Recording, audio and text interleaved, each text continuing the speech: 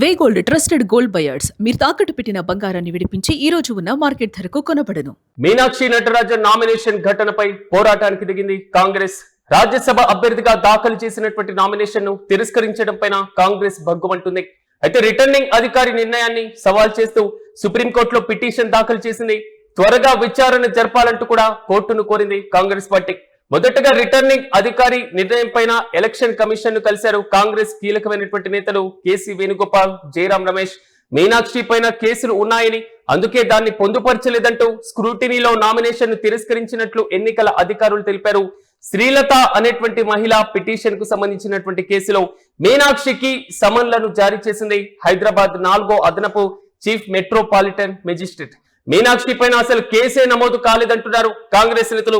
మొత్తం మీద మధ్యప్రదేశ్ నుంచి రాజ్యసభ అభ్యర్థిగా నామినేషన్ దాఖలు చేసినటువంటి నేపథ్యంలో మీనాక్షి నటరాజన్ యొక్క నామినేషన్ తిరస్కరణకు గురవడం, మరి ముఖ్యంగా బీజేపీ దగ్గర నుంచి ఒక డిఫరెంట్ ఒపీనియన్ కూడా రావడం, తెలంగాణ కాంగ్రెస్ నేతల దగ్గర నుంచి వచ్చినటువంటి లీకుల వల్లే పూర్తి స్థాయిలో మేము ప్రశ్నించడం జరిగింది. తర్వాత దీనికి సంబంధించినటువంటి నామినేషన్ తిరస్కరణకు గురైంది అనేటువంటి ఇష్యూ. ప్రధానంగా కాంగ్రెస్ నేతలు కూడా 2+2=7 అన్నట్లుగా ఆర్ఓ ప్రవర్తిస్తున్నారంటూ కూడా విమర్శలు గుప్పిస్తున్నారు. ఆ పార్టీ నేత అభిషేక్ మను సింఘ్వి కూడా ఇదే అంశాన్ని ప్రస్తావించారు. ఇంతకైనా ఏమన్నారో ఓసారి విందాం. The face of it patently and blatantly illegal, because no criminal case in the eyes of law exists against Ms. Natarajan.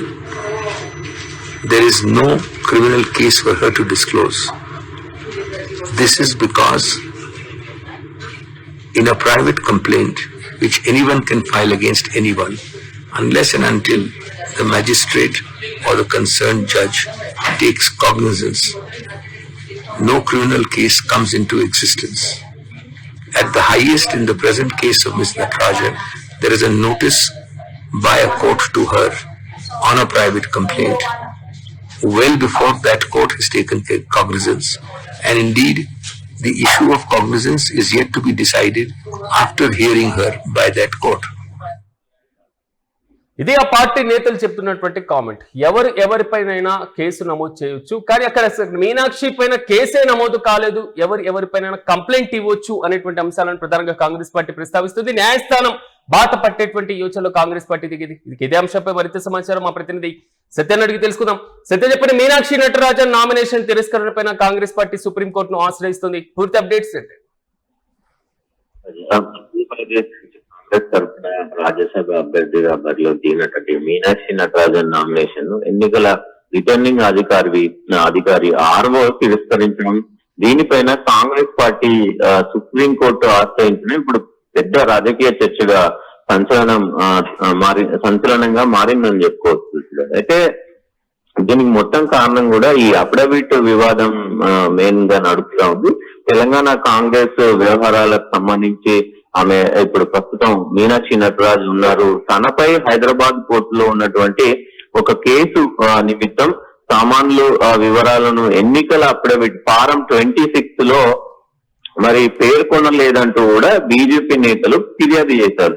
దీనికి సంబంధించి బీజేపీ అభ్యంతరాలను అంగీకరిస్తూ నామినేషన్ పత్రాలను అసంపూర్తిగా ఉన్నాయనే కారణంతో రిటర్నింగ్ అధికారి అరవింద్ శర్మ ఈ స్కూటీని ఆమె నామినేషన్ ను కూడా రద్దు చేశారు. సో అయితే తెలంగాణ అసలు ఈ కేసుకు సంబంధించి చూస్తే ఖచ్చితంగా తెలంగాణకు చెందినటువంటి శ్రీలత అనే మాజీ కాంగ్రెస్ నేత నారాయణపేట కాంగ్రెస్ నాయకుడు కుమ్మం శివకుమార్ రెడ్డిపై గతంలో లైంగిక వేధింపుల ఆరోపణలు చేశారు. ఈ పరంగా అతనిపై చర్యలు తీసుకోలేదని ఆమె హైదరాబాద్ నాంపల్లిలోని ఈ అదనపు కోర్టు ఏదైతే ఉందో 4వ అదనపు చీఫ్ మెట్రోపాలిటన్ మెజిస్ట్రేట్ కోర్టు ఏదైతే ఉందో ప్రైవేట్ పిటిషన్ దాఖలు చేశారు. దానికి సంబంధించి ఈ పిటిషన్ లో మీనాక్షి నటరాజన్ కూడా ఒక ప్రతివాదిగా చేర్చడంతో కోర్టు ఆమెకు వివరణ ఇవ్వాలంటూ ప్రాథమిక నోటీసులు మరి జారీ చేసిందని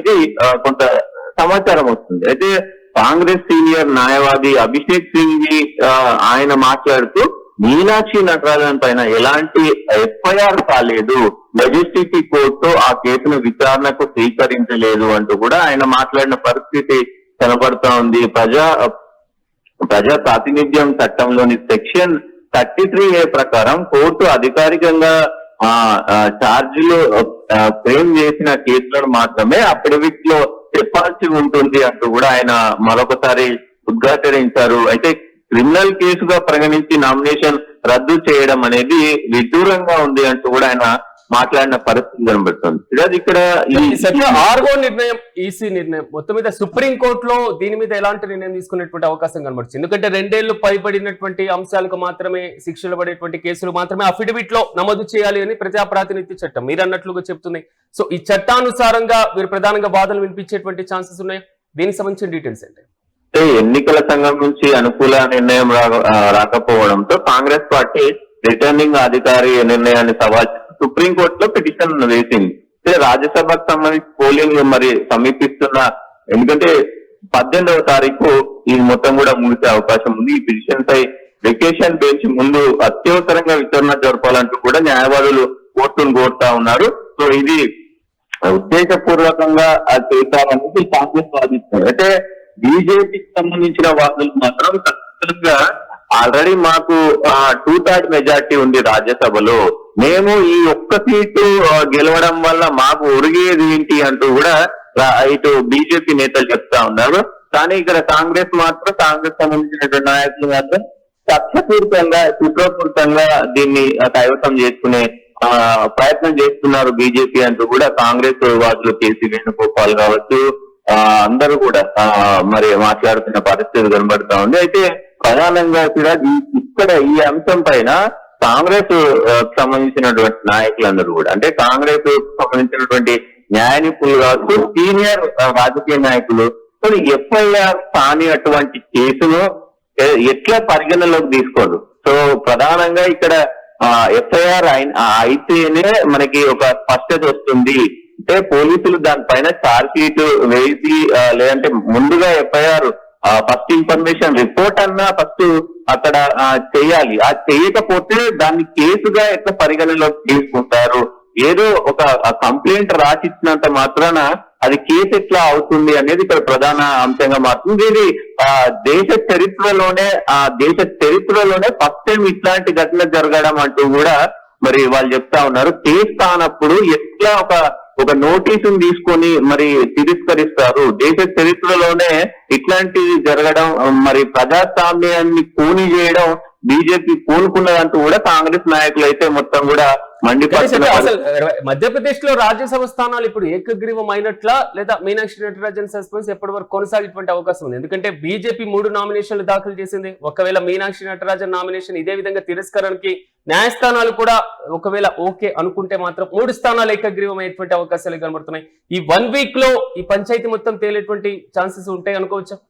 ఖచ్చితంగా సుప్రీంకోర్టుకు మరి సీనియర్ న్యాయవాదులందరూ కూడా మరి విన్నపిస్తున్నారు కాబట్టి జూన్ 18వ తారీఖు రోజున లాస్ట్ డేట్ ఉంది కదా. ఈ లోపు ఏమైనా మరి మొత్తం కూడా కేసుకు సంబంధించి కానీ ఇటు మరి హియరింగ్ కనుక జరిగితే ఖచ్చితంగా దీనిపైన ఒక స్పష్టత వచ్చే అవకాశం ఉంది. ఒకవేళ స్పష్టత రాకపోతే, జూన్ 18 లోపు రాకపోతే మాత్రం ఈ ముగ్గురు కూడా మధ్యప్రదేశ్ సంబంధించినటువంటి 3 రాజ్యసభ బీజేపీ సభ్యులు కూడా మరి ఏకగ్రీవం అయ్యే అవకాశం ఉంటుంది. మరి కొంత ఈ సుప్రీంకోర్టు ఏం చేస్తుంది? సుప్రీంకోర్టు నిజంగా ఇప్పుడు ఆల్రెడీ ఈ వెకేషన్ కు సంబంధించినటువంటి లీవ్లు నడుస్తున్నాయి కాబట్టి స్పెషల్ బెంచ్ మరి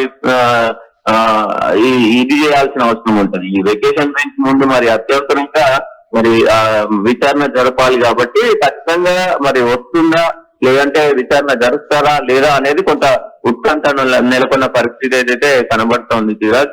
మొత్తానికి ఏదేమైనప్పటికీ మీనాక్షి నటరాజన్ రాజ్యసభకు పంపడం అనేది కొంత రాజకీయ వర్గాల్లో దేశం మొత్తం కూడా, అంటే దేశ వ్యాప్తంగా కూడా ఈ అంశం కొంత తెరపైకి వచ్చింది. రాజకీయంగా చర్చ జరుగుతుంది. అసలు ఇట్లాంటి సిచ్యువేషన్ అంటే ఎఫ్ఐఆర్ కానీ కేసుల పైన కూడా మరి ఈసీ ఇట్లా తిరస్కరిస్తున్నా అంటూ కూడా మరి చర్చ జరుగుతుంది. చూడాలి ఏం జరగబోతుంది అనేది, కోర్టు ఎలాంటి నిర్ణయం తీసుకోబోతుంది అనేది. Right Satya, thank you.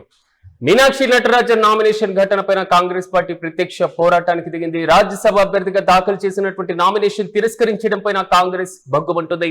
ప్రధానంగా ఈ నిర్ణయాన్ని సవాల్ చేస్తూ సుప్రీంకోర్టులో పిటిషన్ దాఖలు చేసింది. త్వరగా విచారణ చేపట్టాలంటుంది కాంగ్రెస్ పార్టీ. ముందుగా ఆర్ఓ నిర్ణయం పైన ఈసీని కలవడం జరిగింది. ఈసీ దగ్గర నుంచి కూడా అలాంటి స్పందన వచ్చినటువంటి నేపథ్యంలో సో తాజాగా సుప్రీంకోర్టు బాట పట్టినటువంటి పరిస్థితి. సాధారణంగా అఫిడవిట్ లో ఏ అంశాలను పేర్కొనాలి? ఇప్పుడు ఈ క్వశ్చన్ కూడా బలంగా వినబడుతుంది. 2 ఏళ్లకు పైబడినటువంటి శిక్షలు పడేటువంటి కేసులను మాత్రమే అఫిడవిట్ లో పేర్కొనాలి అనేది మాత్రం పీపుల్స్ రిప్రజెంట్ యాక్ట్, ప్రజా ప్రాతినిధ్య చట్టం స్పష్టంగా చెప్తుంది. కానీ కాంగ్రెస్ పార్టీ యొక్క వాదన అసలు ఇది క్రిమినల్ కేసే కాదు, అసలు కేసే కాదు అనేటువంటి రీతిలో వారు మాట్లాడుతున్నారు. ఇది అసలు ఒక క్రిమినల్ కేసు కాదని లా చదువుతున్నటువంటి ఫస్ట్ ఇయర్ స్టూడెంట్ కి కూడా తెలుసు అనేది మాత్రం కాంగ్రెస్ పార్టీ చేస్తున్నటువంటి విమర్శ. స్క్రూటినీలో నామినేషన్ ను ఎన్నికల సంఘం తిరస్కరించినటువంటి నేపథ్యంలో ప్రధానంగా ఈ కేసుకు సంబంధించి ఏ విధమైనటువంటి చర్యలు తీసుకోబోతుంది? సుప్రీంకోర్టు జోక్యంతో నామినేషన్ మళ్ళీ ఈసీ పరిశీలన చేసేటువంటి అవకాశాలు ఉన్నాయా? ఒకవేళ తిరస్కరిస్తే ఉన్నటువంటి 3 స్థానాలు కూడా బీజేపీ ఖాతాల్లోకి వెళ్లేటువంటి అవకాశం కనబడుతుంది. ఇప్పుడున్నటువంటి 3 రాజ్యసభ స్థానాలకు గాను బీజేపీ 164 మంది ఎమ్మెల్యేలు ఉన్నారు, కాంగ్రెస్ పార్టీకి 62 మంది ఎమ్మెల్యేలు ఉన్నారు. 3 రాజ్యసభ స్థానాలు నామినేషన్ దాఖలు చేసినటువంటి నేపథ్యంలో ఒకవేళ మీనాక్షి నటరాజన్ నామినేషన్ అర్హతకు గురైతే మాత్రం కాంగ్రెస్ పార్టీ 1 స్థానం, బీజేపీ 2 స్థానాలు కైవసం చేసుకునే ఛాన్స్ ఉంటుంది. ఇప్పుడు మీనాక్షి నటరాజన్ తిరస్కరించినటువంటి నేపథ్యంలో సో 3 స్థానాలు కూడా బీజేపీ ఖాతాల్లోకి ఏకగ్రీవంగా వెళ్ళేటువంటి అవకాశాలు అయితే చాలా స్పష్టంగా కనబడుతున్నాయి. అయితే ఈసీ నిర్ణయం పైన కాంగ్రెస్ సుప్రీం బాట పట్టినటువంటి నేపథ్యంలో సుప్రీంకోర్టు జోక్యం ఏ విధంగా ఉండబోతుంది అనేది మనము వేచి చూద్దాం.